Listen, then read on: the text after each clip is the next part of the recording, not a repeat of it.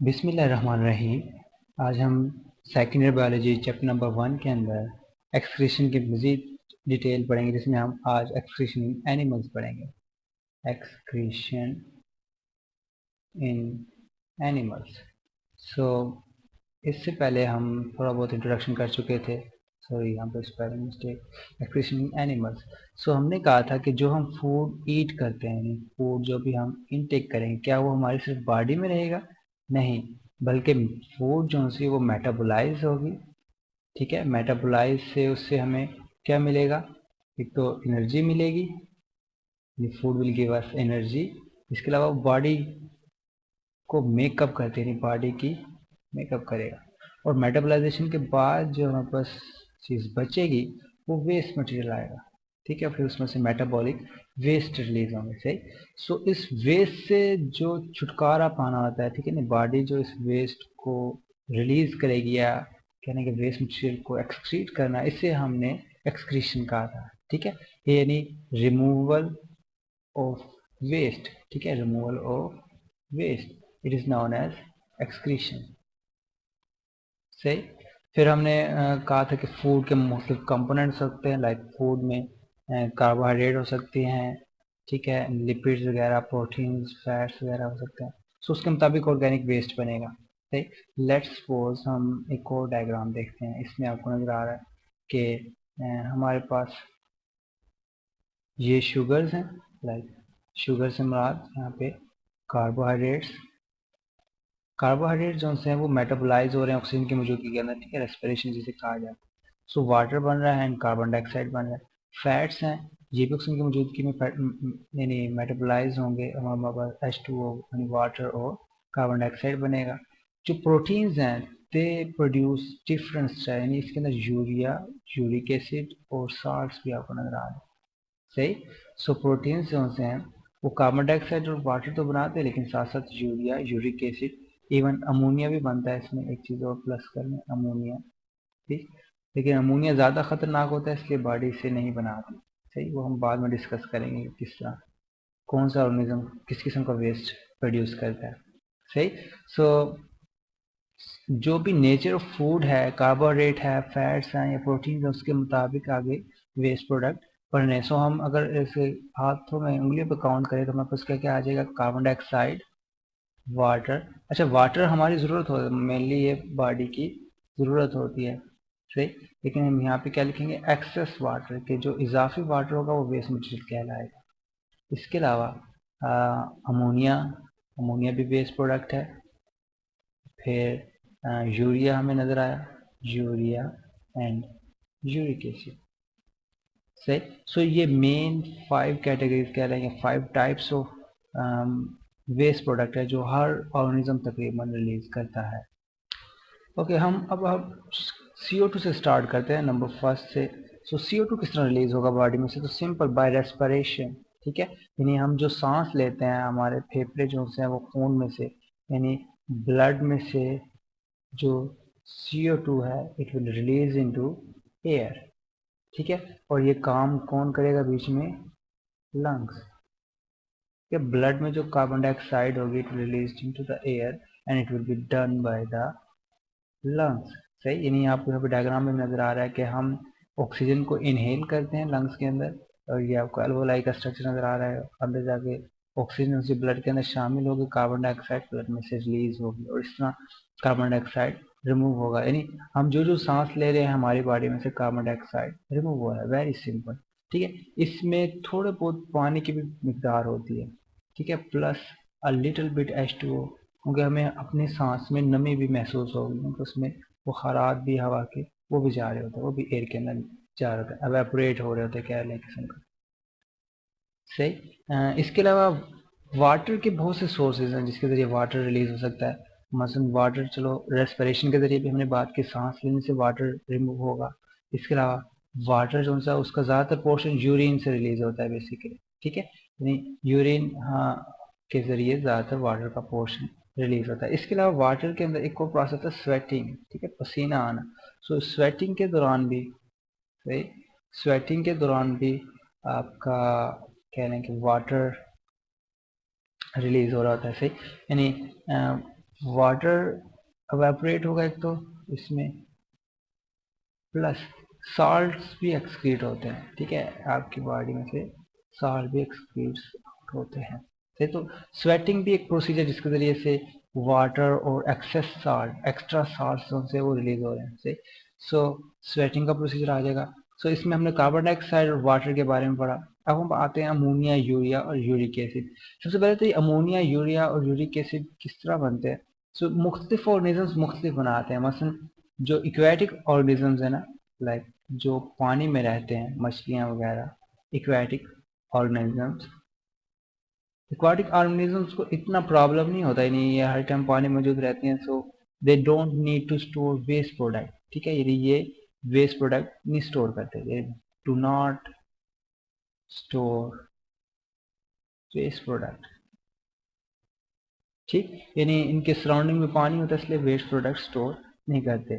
तो इनके पास अमोनिया ही डायरेक्ट आ जाता है, नहीं, अमोनिया को ही डायरेक्ट पानी में रिलीज करते हैं। सही, जबकि जो आते हैं कह लें कि मैमल्स वगैरह या जो टेरेस्ट्रियल एनवायरनमेंट में आते हैं, अब ये जो एग्जांपल है ये टेरेस्ट्रियल की है, ज़मीनी।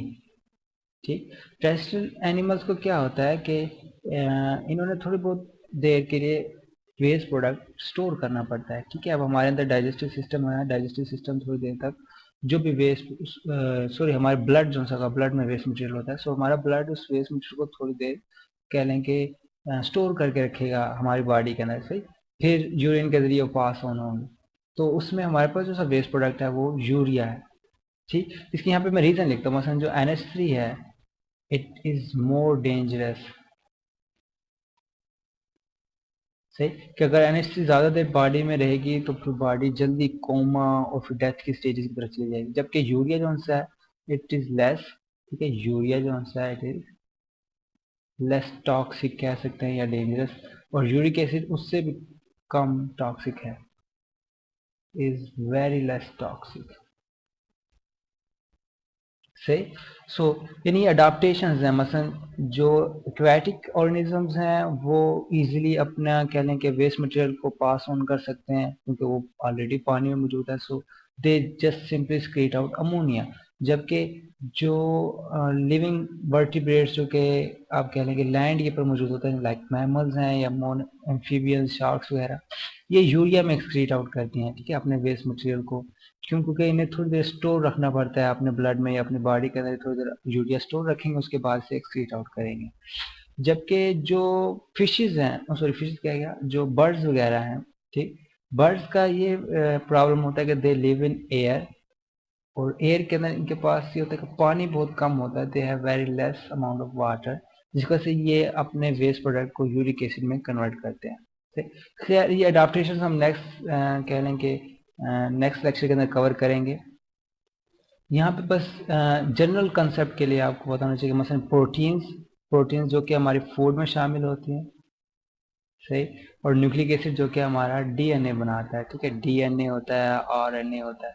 सो डीएनए और आरएनए या फिर फूड में से जो प्रोटीन्स आएंगे ये ब्रेक डाउन होती हैं, फिर इनके अमाइनो ग्रुप्स जो हैं वो अमोनिया, यूरिया और यूरिक एसिड में कन्वर्ट होते हैं। सो ये वेस्ट प्रोडक्ट्स हैं।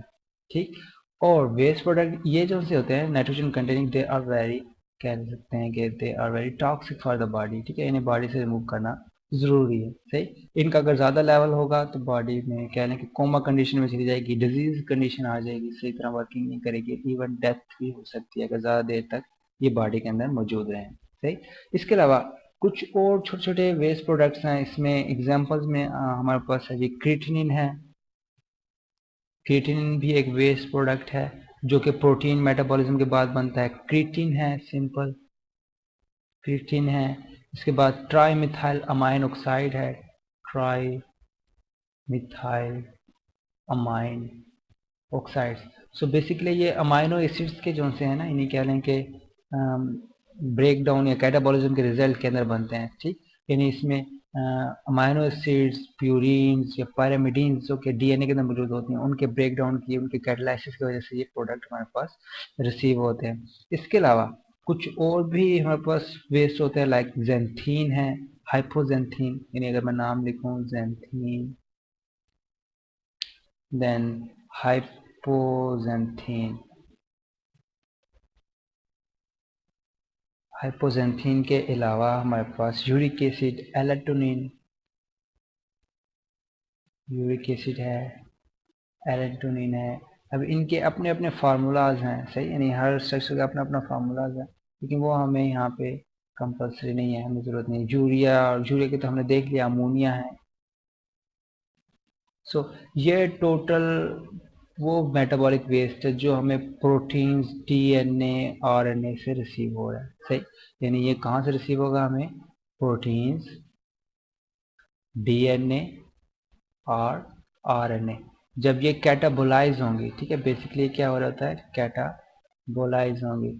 सो प्रोटीन्स हो, डीएनए हो या आरएनए हो, जब ये कैटाबोलाइज होंगी तो इन कैटेगरीज के वेस्ट प्रोडक्ट जनरेट करेंगे। इसमें क्रिएटिनिन, क्रिएटिन है, खाली ट्राइमिथाइल अमाइनो ऑक्साइड है, ज़ैंथीन, हाइपोज़ैंथीन, एलेंटोनिन और यूरिक एसिड, यूरिया और अमोनिया, ये तो नॉर्मल है, ठीक है। यानी यूरिक एसिड, यूरिया और अमोनिया ये लार्जर क्वांटिटीज के अंदर होते हैं। बकाया ये जो रिमेनिंग सब्सटेंसेस हैं, they are very in less quantities होते हैं। अच्छा, यहाँ पे एक चीज़ बताते चलें, ये जो नाइट्रोजनस वेस्ट होते हैं, ठीक है, यानी ये कैटेगरीज किस में आती हैं? सारी नाइट्रोजनस वेस्ट में। मैं लिख देता हूँ नाइट्रोजनस वेस्ट, क्योंकि इसके अंदर मेन जो एलिमेंट होता है वो नाइट्रोजनस का होता है, इसे हम नाइट्रोजनस वेस्ट कहते हैं। सो ये जो नाइट्रोजनस वेस्ट है, they are really dangerous for the body, ठीक है, कि ये बॉडी के लिए बहुत डेंजरस है, कि if they stay in the body, if they stay in body they will kill, ठीक है, दे विल डीजनरेट, डीजनरेशन करेगी सेल्स को, डिस्ट्रॉय करेगा सेल्स को, ठीक है, डिस्ट्रॉय या डीजनरेट करेगा, सही। और उसकी वजह से डिस्ट्रॉय द सेल्स, डीजनरेट या डिस्ट्रॉय द सेल्स, इसकी वजह से क्या हो सकती है? बॉडी की पूरी डेथ हो सकती है। So they are waste material, और these waste materials has to be remove from the body, ये बॉडी में से रिमूव होना जरूरी है, अदरवाइज ये इनके बहुत क्या लेंगे एडवर्स इफेक्ट्स होंगे बॉडी के ऊपर। सो ये एक्सक्रीशन एनिमल्स का ओवरव्यू था, कि एनिमल्स की हमने बात की कि वो लाइक फूड ईट करेंगे, कि खाना जो खाएंगे, सो उसके बाद वो उनको मेटाबोलाइज करेंगे अपनी बॉडी के अंदर। मेटाबोलाइज करने के बाद उसमें से एनर्जी निकालेंगे, इसके अलावा अपने बॉडी का स्ट्रक्चर बनाएंगे, लाइक अपनी प्रोटीन्स, अपना डीएनए, आरएनए बनाएंगे। और बकाया जो रिमेनिंग क्या लेंगे एलिमेंट्स होंगे, बकाया रिमेनिंग कंपोनेंट्स, उसके वेस्ट मटेरियल कहलाया जाएगा, ठीक। इस वेस्ट को रिमूव करने को हम एक्सक्रीशन कहते हैं। सो अब हम जो डाइट में, जो एनिमल्स अपनी डाइट में यूज़ करते हैं, उसमें फॉर एग्जांपल शुगर्स, कार्बोहाइड्रेट्स वगैरह हो सकती हैं, फैट्स या लिपिड्स वगैरह हो सकते हैं, या फिर प्रोटीन, तीन मेजर पार्ट्स हैं। और फिर ये कैटाबोलाइज होते हैं ऑक्सीजन की मौजूदगी के अंदर, जिसे हम रेस्पिरेशन भी कहते हैं। हमारे पास water, carbon dioxide, urea, uric acid, salts वगैरह आएंगे, सही। तो इसमें साल्ट्स का यहाँ पे मैंने जिक्र नहीं किया, साल्ट्स भी चले लिख लेते हैं, सही। सो कार्बन डाइऑक्साइड जो सा वो जनरल रेस्पिरेशन के जरिए रिलीज होगी, यानी ब्लड में से, ब्लड में जो कार्बन डाइऑक्साइड होगी वो लंग्स के जरिए एयर में ट्रांसपोर्ट होगी। और सिमिलरली इसके इसके साथ साथ वाटर भी थोड़ा बहुत एवेपोरेट होता है। वाटर का जो मेन सोर्स है वो यूरिन होता है, ठीक है। यूरिन से कह लें कि वाटर की क्वांटिटी को मेंटेन किया जाता है, ठीक है। वो ऑस्मो रेगुलेशन वो डिफरेंट कह लें कि वो भी हम पढ़ चुके हैं। और इसके अलावा स्वेटिंग है, स्वेटिंग से भी वाटर एवेपोरेट होगा, जनरल बॉडी सरफेस से लॉस हो रहा होता है, ठीक है। स्वेटिंग में क्या होता है कि बॉडी सरफेस से लॉस हो रहा होता है, राइट, इसमें बॉडी सरफेस से वाटर लॉस होता है, ठीक है। इसके अलावा इसका कूलिंग इफेक्ट भी होता है, वो इसके कह लेंगे ज़्यादा गर्मी होगी, ज़्यादा पसीने आएंगे, सो कूलिंग के लिए बेसिकली हो रहा होता है। और इसके साथ साथ साल्ट भी रिलीज होते हैं, ठीक है, साल्ट भी रिलीज आउट होते हैं जनरल बॉडी सरफेस में से। फिर हमने बात की कि फूड्स हैं तो डिफरेंट एनिमल्स का डिफरेंट बिहेवियर होता है। मसलन जो फिशेस हैं, ठीक है, जो कि एक्वेटिक एनवायरनमेंट में होती हैं, they do not have to store waste product, ठीक है, इन्हें वेस्ट प्रोडक्ट स्टोर करने की ज़रूरत नहीं पड़ती, simply they will create ammonia. जबकि टेरेस्ट्रियल एनिमल्स को यह है कि थोड़ी देर वेस्ट मटेरियल को स्टोर करना पड़ता है, सो वो अमोनिया को यूरिया में कन्वर्ट करते हैं, ठीक। So ammonia is converted to urea. जबकि जो बर्ड्स हैं, they need to be more store, ठीक है, इन्हें ज़्यादा ज़रूरत पड़ती है, क्योंकि ये हवा में रहते हैं, पानी की बहुत कमी रहती है इनके लिए, so they need to be store the waste product for larger time, फिर वो अमोनिया को यूरिक एसिड में कन्वर्ट कर लेते हैं, सही। और फिर ये वाटर कंजर्वेशन में भी यूज होता है।